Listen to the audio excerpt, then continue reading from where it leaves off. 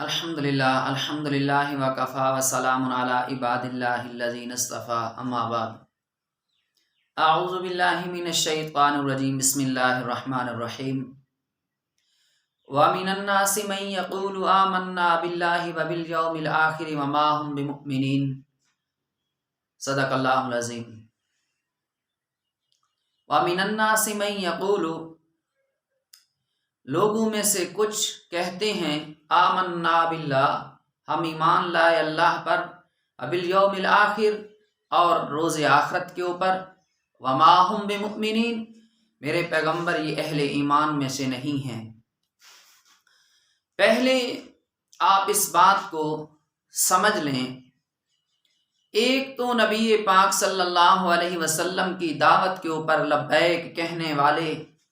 مان کر پیغمبر صلی اللہ علیہ وسلم کے ہر حکم پر اپنی جان، مال،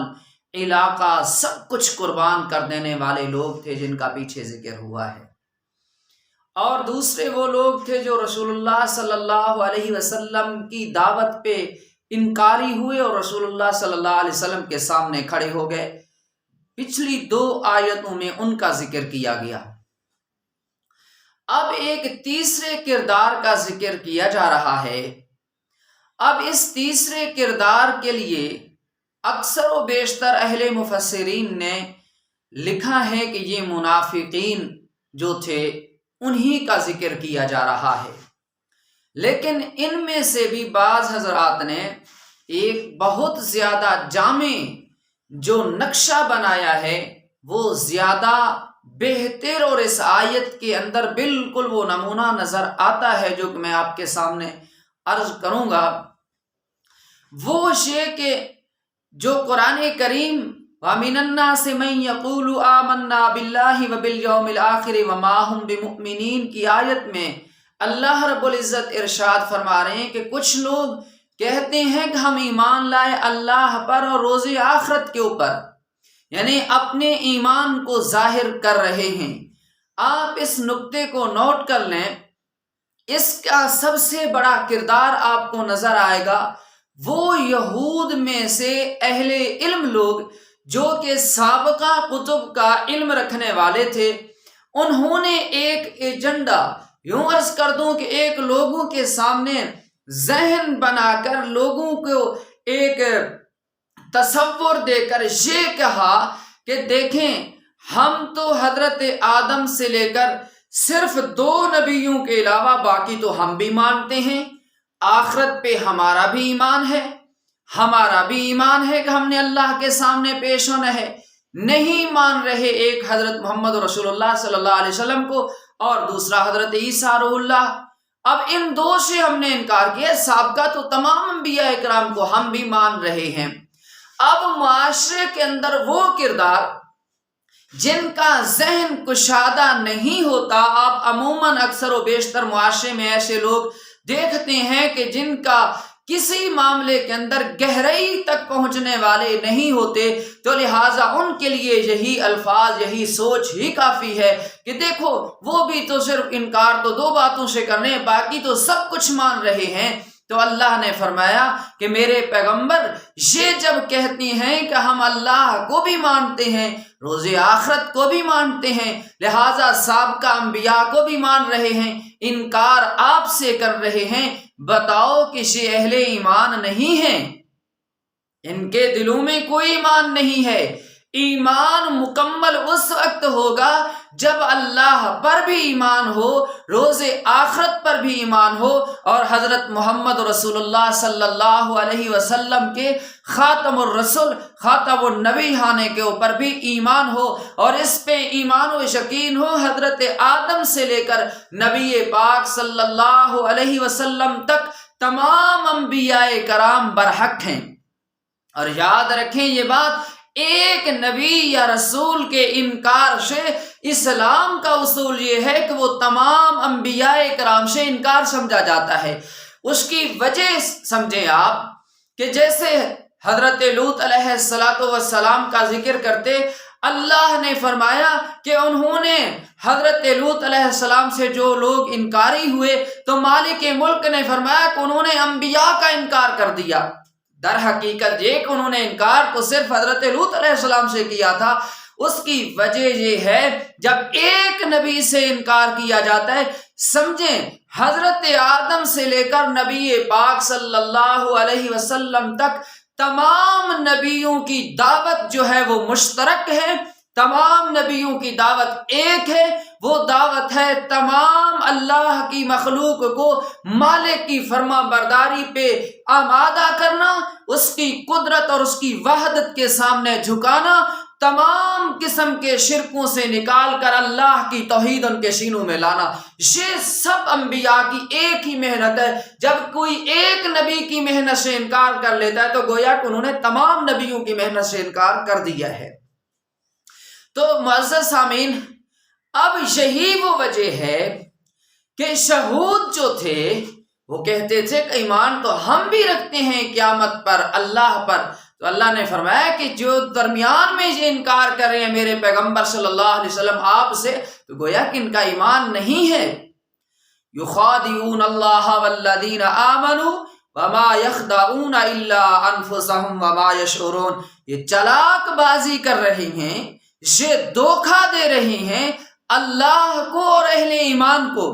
یہ دھوکہ دینا چاہتے ہیں اللہ اور اس کے رسول کو، یہ دھوکہ دینا چاہتے ہیں اہل ایمان کو۔ وما یخدعون الا انفسهم وما یشعرون، یہ دھوکہ نہیں دے سکتے نہ اللہ کو نہ اہل ایمان کو، اور یہ تو دھوکہ دے رہے ہیں اپنے آپ کو، لیکن اس کا تو ان کو شعور ہی نہیں ہے۔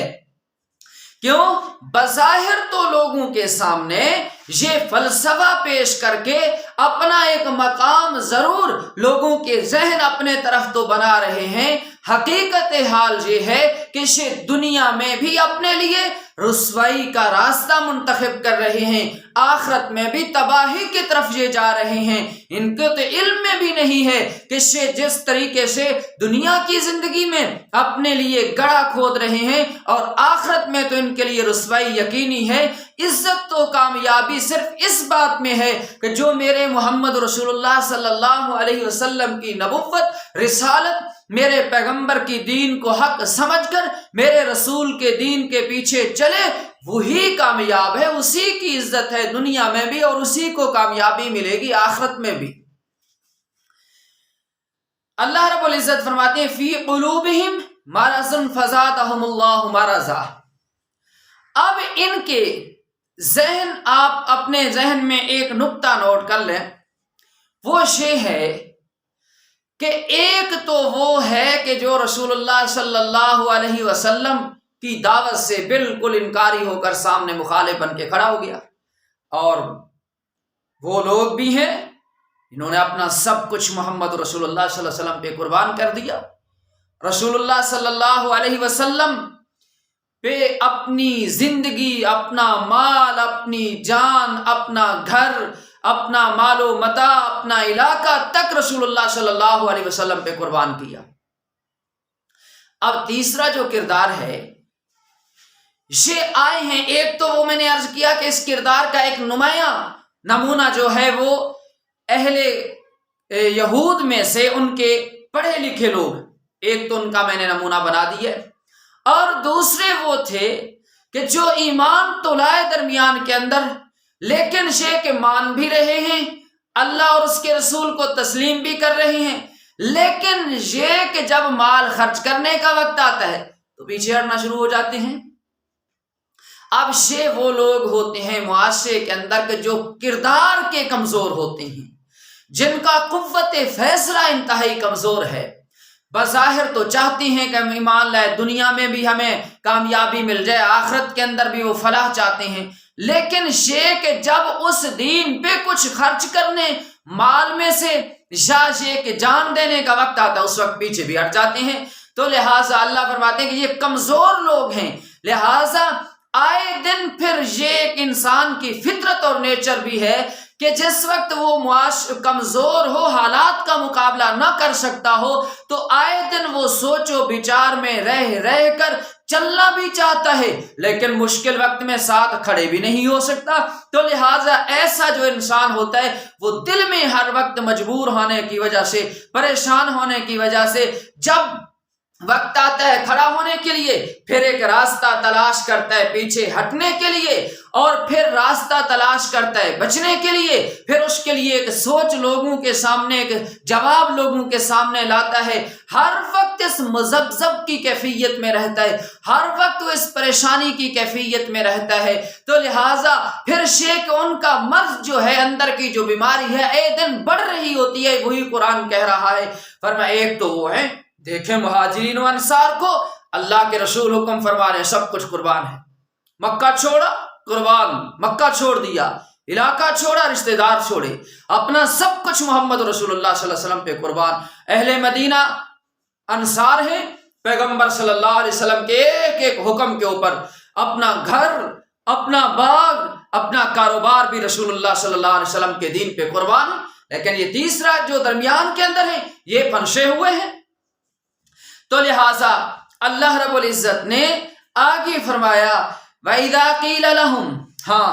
یہ وہ جو لوگ ہیں جن کے اندر بیماری بڑھ رہی ہے ہر وقت، فرمایا سنو بِمَا كَانُوا يَكْذِبُونَ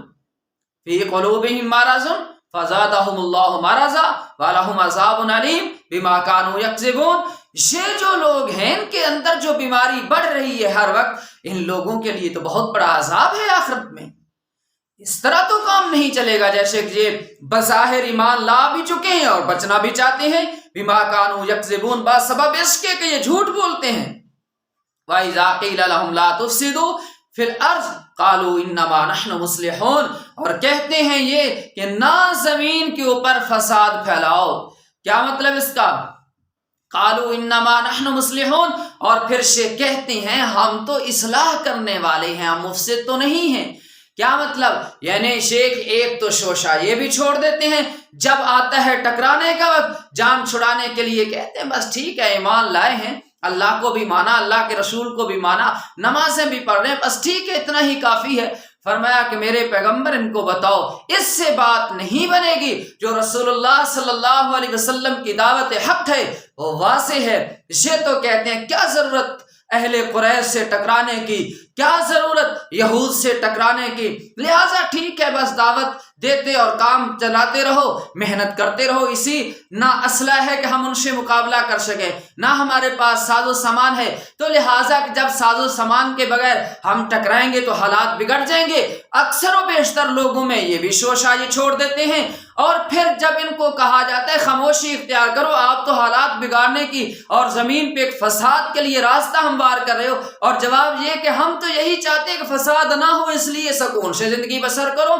اللہ رب العزت نے فرمایا میرے پیغمبر ان کو بتاؤ یہ فساد ختم نہیں کر رہے، در حقیقت اللہ کی زمین پہ فساد برپا کر رہے ہیں، اس لیے کہ یوں سمجھ لیں جیسے ایک مریض ہو، اس کے جسم میں ایک ایسی بیماری پیدا ہو چکی ہو، اس بیماری کا حل آپریشن کے بغیر ممکن ہی نہیں۔ یہ تو وہ لوگ ہیں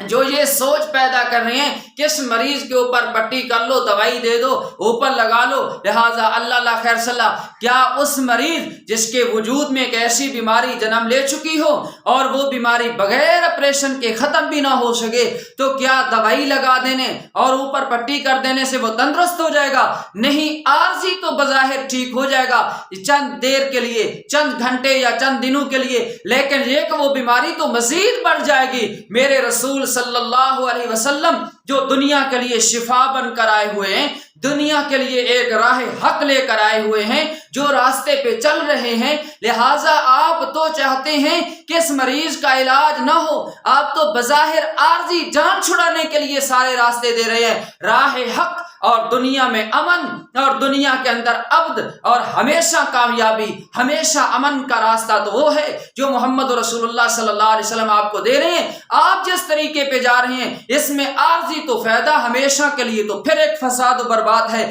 اور امن کا راستہ صرف میرے محمد رسول اللہ صلی اللہ علیہ وسلم کا ہے۔ الا انہم ہم المفسدون ولکن لا یشعرون، خبردار